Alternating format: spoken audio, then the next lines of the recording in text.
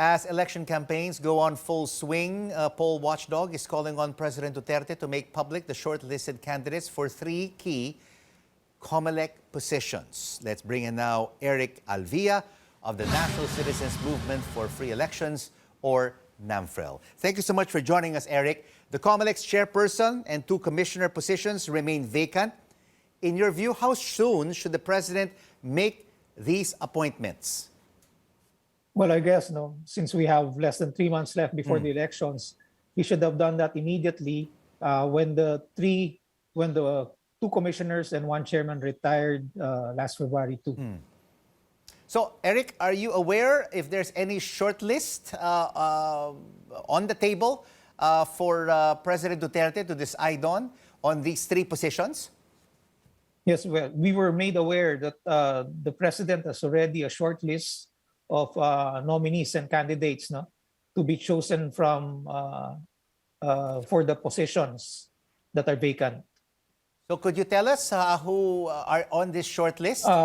We're not privy to all of the contents of the list, but that's why we are requesting the president to make it private, to make the appointments process open and transparent. This would ensure that whoever he appoints is really independent and upholds the task at hand in making decisions during this election period. So from the list and the names that you've seen so far or have been told to you and your NAMFREL colleagues, do you believe that the men and women in this short list are competent and honest men and women? Well, they pass the minimum qualification as required by the Constitution. Now, that's all that I can say. But as to the additional criteria that we're looking for based on integrity, probity, independence, and competence, I guess some of them will fail that criteria. Do you have any suggestions for the president on who should be filling up these positions in the Commission on Elections? Well, we have, there are names that are being floated, but I would probably rely more on the search committee of the president to make sure that all of those people who are in the list are really qualified in terms of also of other criteria that we're looking for.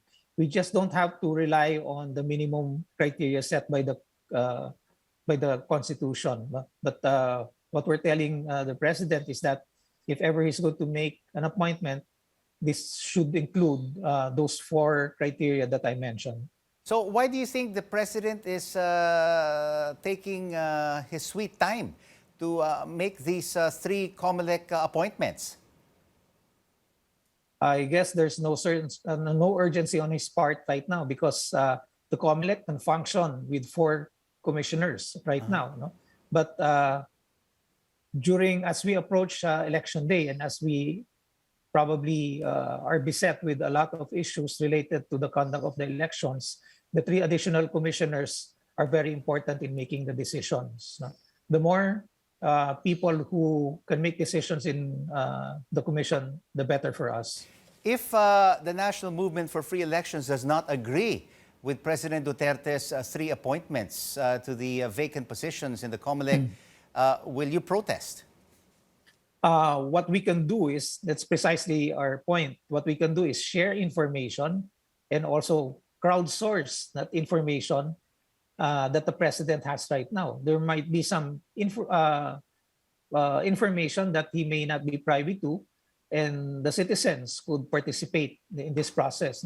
That's how we should probably approach this issue, because in other constitutional bodies or in other offices, like for instance in the Supreme Court, they have a judicial and bar council. In the absence of that for Comelec, then the best way to ascertain and ensure that those appointees are really qualified and have the capacity and the integrity to serve the office should pass through the scrutiny of the public also.